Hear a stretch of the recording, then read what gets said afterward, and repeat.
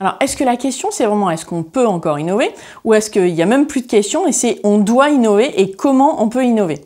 Alors pourquoi est-ce que je pense que on peut, on doit, il faut absolument innover? C'est un peu à la croisée de deux chemins. Le premier chemin, c'est un changement comportemental autour, on va dire, du rapport des Français à l'épargne. Alors on dit beaucoup actuellement, contexte de Covid, les Français épargnent de plus en plus.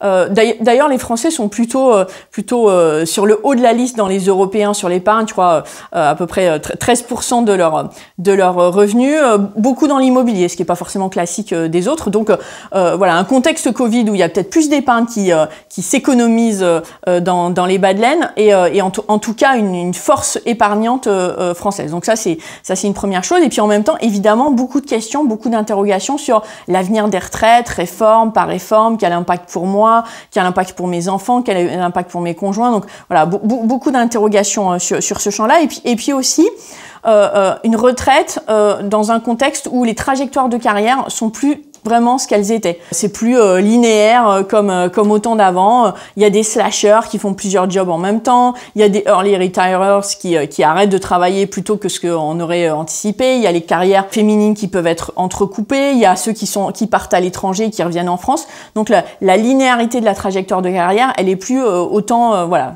ce qu'on connaissait. Donc les comportements, le ressenti, la culture épargne des Français change.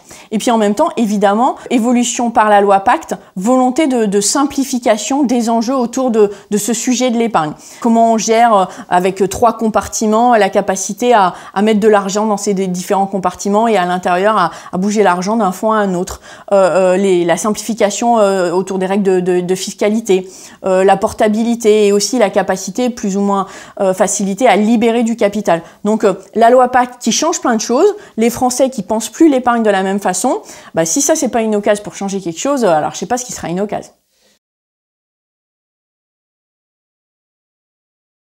Alors pendant très longtemps, moi j'ai cantonné l'opportunité de la transformation servicielle à la santé. Et c'est vrai que ces derniers temps, on a vu beaucoup de ces services plutôt en santé, un petit peu en prévoyance se développer. Et il n'y a pas énormément de réflexion, d'initiatives sur la partie épargne. Et finalement, c'est peut-être ça l'avenir des services, y compris ça l'avenir des services avec un bon modèle économique.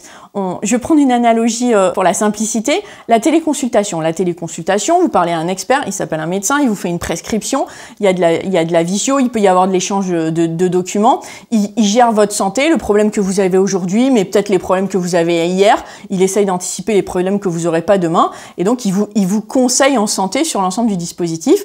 Il pourrait faire ça en présentiel, mais il fait ça à distance par la téléconsultation. Si au lieu de faire un docteur en ligne, on faisait aussi un expert financier en ligne. Et donc c'est la même chose, il est le docteur de vos finances, il regarde où vous en êtes aujourd'hui, c'est quoi vos contre-indications, c'est quoi votre ADN, c'est quoi vos difficultés, vous avez combien de patrimoine, alors il y a le patrimoine génétique d'un côté, puis il y a le patrimoine financier, qu'est-ce que vous en avez déjà fait, c'est quoi vos enjeux, c'est quoi vos stress, c'est quoi votre psychologie. Alors ça, bah, comme le docteur, ça peut se faire au cabinet, ça peut se faire dans la boutique avec un expert humain en chair et en os, mais ça peut aussi se faire avec de la téléconsultation qui serait comme un docteur, mais un docteur de vos finances.